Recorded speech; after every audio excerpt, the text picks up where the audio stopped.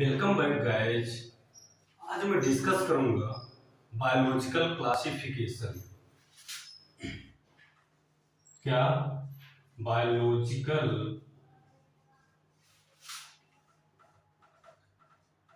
Classification.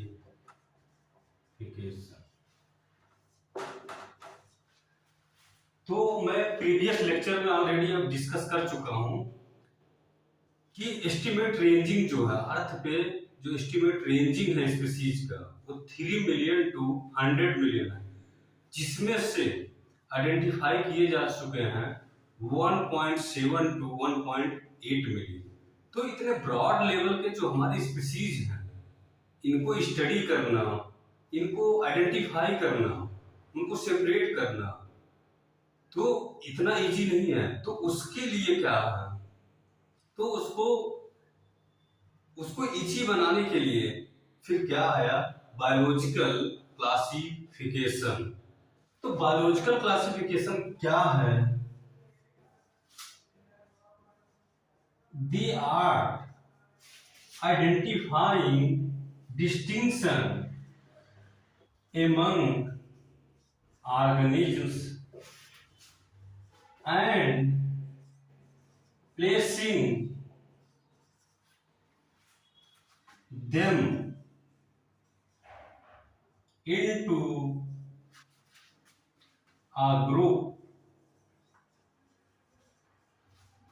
groups that reflect their most important features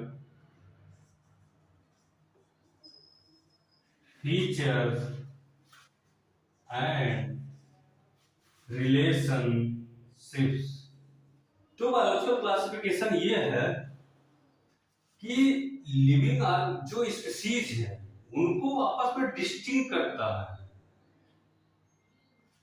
आपस में वो उसको डिस्टिंग करता है और एक ग्रुप में प्लेस करता है। और वो किसके बेसिस पे करता है? उसके मोस्ट इंपॉर्टेंट फीचर और रिलेशनशिप के बारे में। इसको मैं बाय फिगर एक्सप्लेन करता हूं। सपोज करो ये अर्थ है तो अर्थ पे बहुत से ऐसी लिविंग ऑर्गेनिज्म है, लिविंग स्पीसीज है, डिफरेंट टाइप के स्पीसीज। ये अलग स्पीसीज, ये अलग स्पीसीज, ये अलग स्पीसीज। तो इनको आपस में, इनको इनसे ऐसे अलग करने में आइडेंटिफाई करता है और उनको, इन सबको एक ग्रुप में आइडेंटिफाई भी करता है और उनको एक ग्रुप में भी रखता है। आइडेंटिफाई करके डिस्टिंक्टिव अलग अलग उनको आइडेंटिफाई करके कि ये वाला स्पीसीज है, ये इस टाइप के स्पीसीज, इनको ऐसे अलग करके उनको एक ग्रुप में भी रखता है। और किसके बेसिस पे most important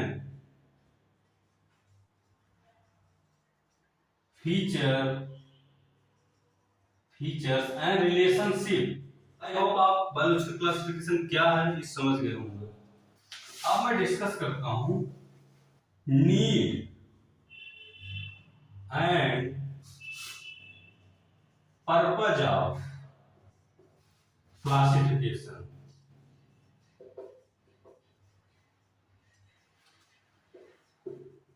need and purpose क्या है क्लासिफिकेशन का? तो क्या है, जो हमारे इतने ब्रॉड लेवल के स्पीसीज हैं अर्थ पे, तो उनको स्टडी करना ह्यूमन बीइंग के लिए बहुत कॉम्प्लिकेटेड है, बहुत डिफिकल्ट है। तो उसके लिए क्या आया, उसके लिए आवश्यकता पड़ा क्या, there was need of a system, there was need of a system to organize vast number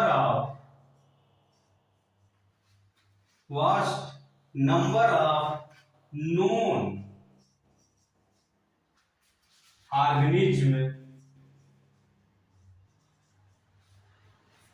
into categories.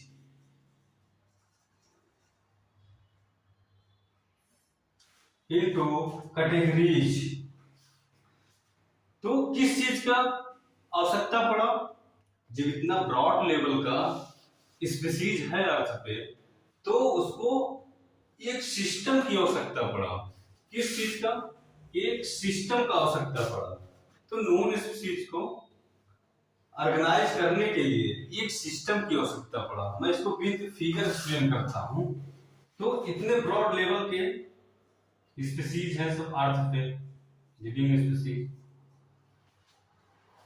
तो इनको ऑर्गेनाइज करने के लिए तब इसको कहां पे रखा जाए, कहां पे ना रखा जाए, इसको ऑर्गेनाइज करने के लिए ये क्या बनाया गया? सिस्टम बनाया गया। सिस्टम्स।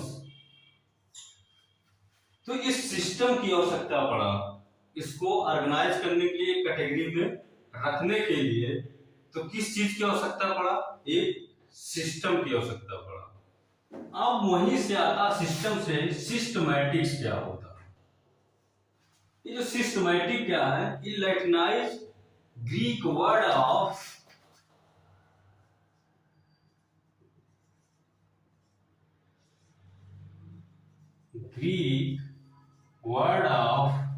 किसका? सिस्टिमा। इट्स मीन क्या होता है?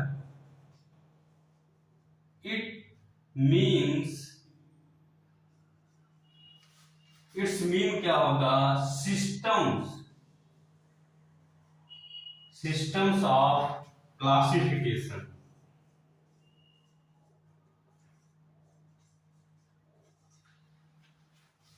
तो ये सिस्टमैटिक्स जो टर्म है, फर्स्ट टाइम यूज कौन किया था? First time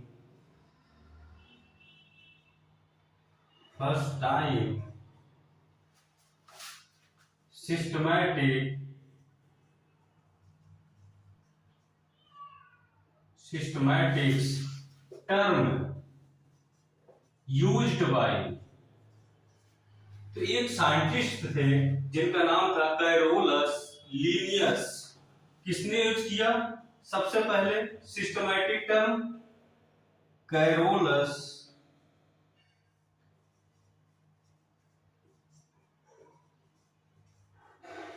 Linnaeus. Carolus Linnaeus ने, और ये किसमें यूज किए इन्होंने? अब इनका एक बुक था, इनके बुक का नेम क्या था? His book Systema नेचुरी। His book Systema नेचुरी। तो सबसे पहले सिस्टमैटिक टर्म या ये वर्ड कौन यूज किया था? वो थे कैरोलस लीनियस। और किसमें यूज किए थे? उनका एक बुक था सिस्टम नेचुरी। अब मैं बताता हूं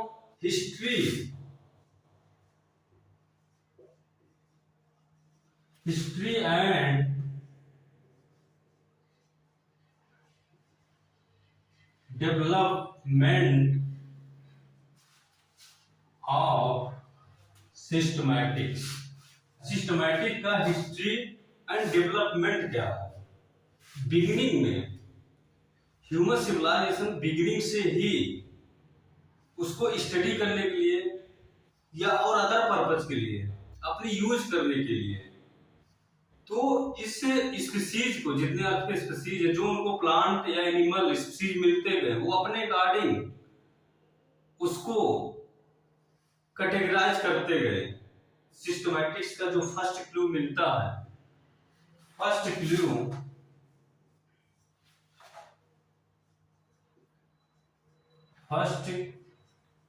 clues obtained from कहां से? वेदाज, वेदाज एंड उपनिषद। सबसे पहले जो सिस्टमैटिक्स का क्लू मिला वो कहां पे मिला? वेदाज एंड उपनिषद में मिला। और इसका जो टाइम पीरियड चला, वेदाज का जो टाइम पीरियड चला उपनिषद और वेदाज का, वो क्या कितना था? 1500 BC टू 600 BC। अब मैं एक चीज ये डिस्कस करना चाहता हूं कि ये BC क्या होता है। आपको जब बायोलॉजी और इन फ्यूचर लेक्चर आएगा तो उसमें बहुत बार यूज होगा BC, AD। तो मैं ये थोड़ा एक्सप्लेन कर देता हूँ BC और AD क्या होता है। तो BC मीन्स क्या होता है? Before Christ birth. AD means क्या होता है? After Christ birth. तो बिफोर क्रिस्ट बर्थ जो है एक पर्सन थे, जब इनका बर्थ हुआ, जब उनका बर्थ हुआ उस बर्थ से लेके उसके पहले का जो टाइम पीरियड है उनको BC में डिनोट किया जाता है।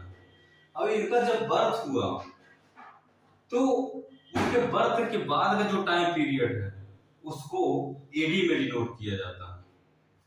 तो AD क्या है? ये लैटिन के 2 वर्ड से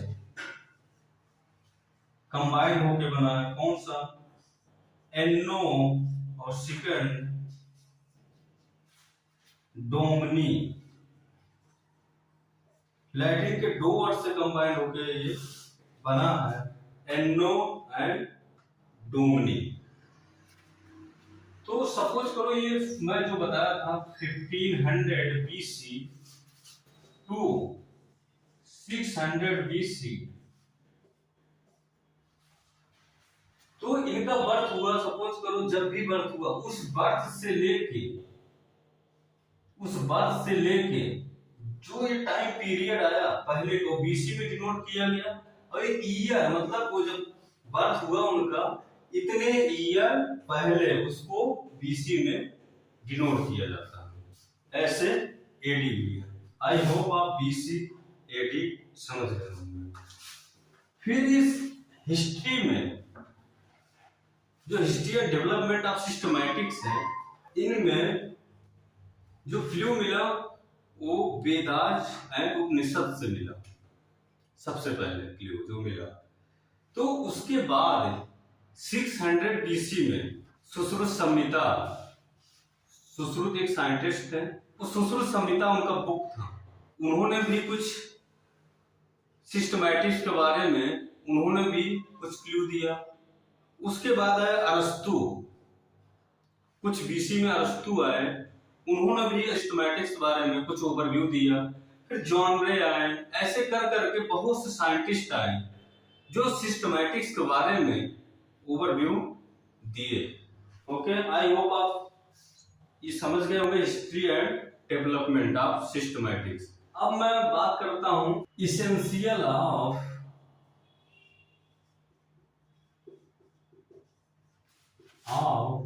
सिस्टमैटिक्स।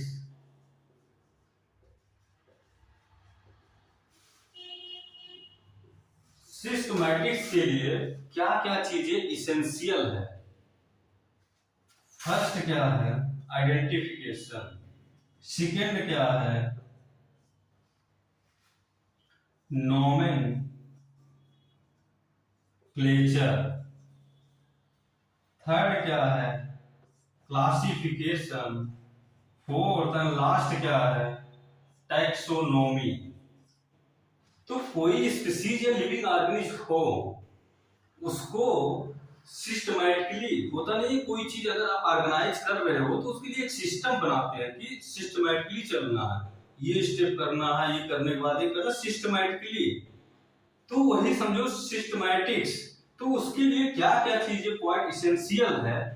पहला आइडेंटिफिकेशन, कोई लिविंग ऑर्गेनिज्म है तो उसको पहले आइडेंटिफाई करोगे आप लोग, उसको आइडेंटिफाई करना पड़ेगा। फिर क्या करेंगे? नोमेनक्लेचर, उसको एक नेम देंगे कि क्या नाम है क्या नहीं। उसके बाद क्या? क्लासिफिकेशन, फिर इसको क्लासिफाई करेंगे। कि किसमें रखना है किसमें नहीं रखना। फिर टैक्सोनॉमी क्या है, ये एक बेस है क्लासिफाई करने का। इसका जो मेन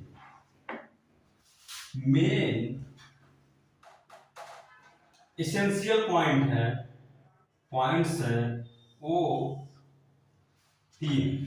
सिस्टमैटिक्स में तो चारों आते हैं, अगर इंक्लूड किया जाए तो चारों आते हैं, बट जो मेन एसेंशियल पॉइंट है वो 3 है, नॉमेनक्लेचर, क्लासिफिकेशन एंड टैक्सोनॉमी।